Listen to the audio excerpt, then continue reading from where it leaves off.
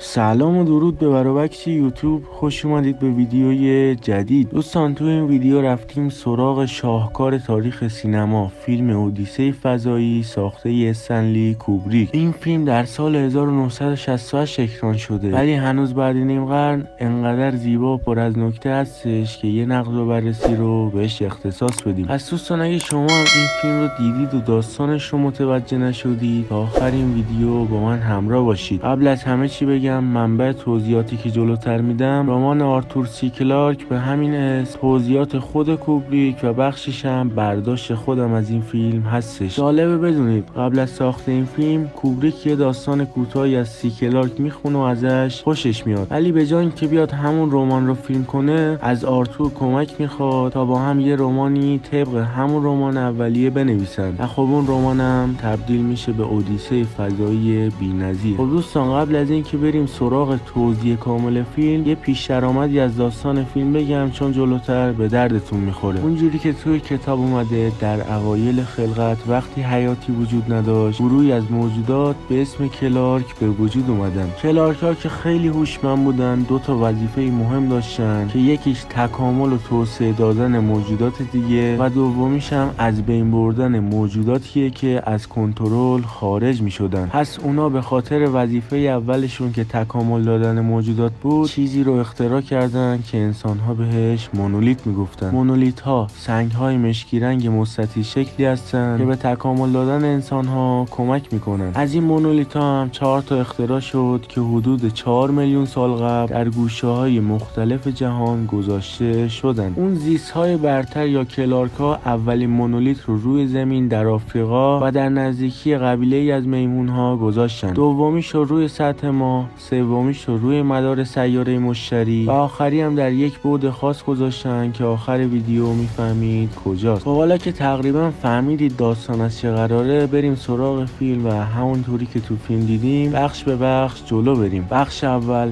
طلوع انسان. با شروع فیلم خودمون رو در آفریقا و نزدیک قبیله‌ای از میمون‌های کپی جنوبی میبینیم که اجداد اولیه انسان‌ها هستن و حتی توانایی استفاده از ابزار ساده رو هم ندارن. اونا خیلی کنجکاون و زندگی ساده ای دارن، ولی تو یه روز وقتی از خواب پا میشن یه تیکه سنگ سیاهی رو میبینن که زندگیشون رو به کل تغییر میده. اونا وقتی سنگ رو میبینن اول خیلی میترسن، ولی بعد مدتی آروم میشن و نزدیک اون سنگ میشن. چند دقیقه همینطوری میگذره و ما وارد یه سکانسی میشیم که میبینیم رهبر میمون‌ها تیکه ای از استخون‌ها رو ور میداره و بعد از فکر کردن زیاد با اون دو استخون‌های دیگه ضربه میزنه. اون همونجا متوجه میشه که میتونه از این استخون به عنوان ابزار استفاده بکنه و خب تو این سکانس هم ما میفهمیم اون مونولیتی که اونا خلق کردن باعث تکامل میمون‌ها شده. ولی دقت کنید این تکامل یه تکامل ذهنی هستش نه ژنتیکی. یعنی اونا یه دفعه متوجه شدن که میتونن از سلاح استفاده بکنن و این قضیه ربطی به ژنتیک و برگشت نداره. در صحنه بعدی هم رهبر میمون‌ها بعد از جنگ با میمون‌های دیگه استخون خودش رو به هوا پرت میکنه و این استخون با یکی از معروفترین کات‌های تاریخ به سفینه فضایی تبدیل میشه. این تبدیل شدن استخون به سفینه هم نماد اینه که ابزار همون ابزاره، ولی با گذشت زمان باعث شده اون استخون ساده تبدیل به سفینه فضایی بشه که نهایت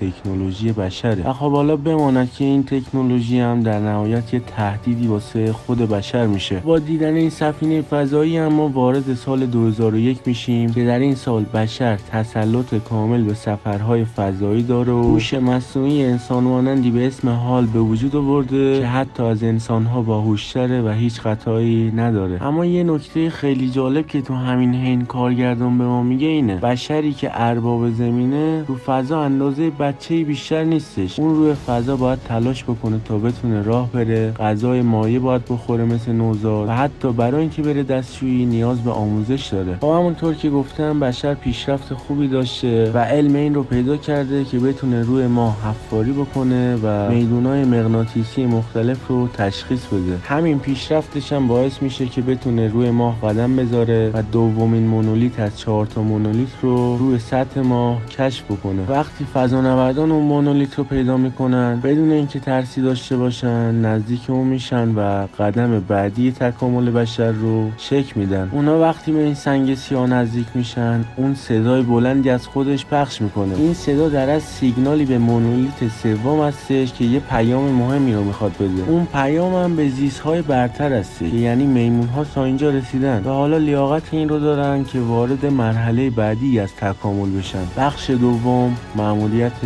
مشتری. خب در ادامه هم وقتی فضانوردا متوجه سیگنال‌های ارسالی مونولیت دوم میشن، میفهمن که اون به سیاره مشتری داره اشاره میکنه و به خاطر همینم تصمیم میگیرن به اونجا برن تا بفهمن که اصلا روی مشتری چه خبر هست. ولی خب تو این قسمت از فیلم همه چی فرق میکنه. ما میبینیم حال یا هوش مصنوعی که بشر به وجود آورده برای خودش تهدید بزرگی میشه و توی سفینه همه خدمه به جز دیوید رو میکشه. کوبریک هم اینجا خیلی قشنگ این طعنه رو به ما میزنه که پیشرفت تکنولوژی هم ممکنه خطراتی رو داشته باشه و ابزار انسان به انسانی تبدیل میشه تا خودش رو نابود بکنه. نکته بعدی هم اینه که توی این بخش فضانوردا برخلاف اول فیلم غذای جامد میخورن و خب مثل بچه‌ای که داره بزرگ میشه اونا هم در فضا رشد کردن. بخش آخر، مشتری و فراتر از بی‌نهایت. خب در ادامه وقتی دیوید میفهمه همه فضانوردان به غیر خودش کشته شدن، تلاش میکنه هر جوری شده حال رو از بین ببره و تصمیم میگیره تنهایی به سفر خودش ادامه بده که در نهایت هم موفق میشه و به مدار مشتری میرسه که در اونجا مونولیت سوم منتظرش هستش. اون مونولیت سوم رو پیدا میکنه. این مونولیت در واقع کرمچاله‌ای هستش که میتونه انسان رو به هر نقطه‌ای از جهان در کسری از ثانیه برسونه. خب حالا این نکته هم که کوبریک تو سال 1968 وجود کرمچاله‌ها رو پیش بینی کرده، موهای بدنمون رو سیخ میکنه. خب دیوید با کمک این کرمچاله در طول زمان و مکان و به بُعدهای بالاتر سفر میکنه و بعد از اون به اتاق سفید رنگی میرسه که اون زیست‌های برتر ساختن. این اتاق هم کاملا تحت نظر اون زیست‌های برتر هستش و خود دیوید هم در اونجا میتونه زندگی خودش رو ببینه که در مدت کوتاهی چطوری پیر میشه. خود کوبریک هم درباره این اتاق میگه که این اتاق مثل باغ وحشی انسانی هستش که در فضا قرار داره و همون جوری که ما سعی کردیم برای حیوانات فضایی مثل جنگل و حیات وحش تعبیه کنیم، اونا هم همین کارو کردن. ولی خب در کل ماهیت این قضیه چیزی به جز زندان نیستش. جلوتر هم میبینیم دیویدی که به سرعت پیر شده و در حال مرگ هستش، میبینه آخرین مونولیت به سراغش میاد که اینجا متوجه میشیم زیست‌های برتر از اون راضی بودن. اونا اون رو تبدیل به جنینی میکنن که جهش بعدی در تکامل بشر هستش. این جهش هم جهشی در آگاهی دیوید هستش. کارگردان برای اینکه نشون بده مهمترین چیزی که از انسان باقی میمونه آگاهیش هستش و جسم اون عملا ارزش خاصی نداره، دیوید رو در سکانس آخر به شکل جنینی نشون میده. حالا اینکه چرا جنین، دلیلش اینه که کارگردان برای نشون دادن آگاهی چاره دیگه ای نداره، چون تنها چیزی که میتونه نشونه آگاهی باشه و جسمی نباشه و بتونه به تصویر بکشش جنین هستش. این جنین هم اسمش ابرستاره است که نوع بعدی آگاهی انسانه و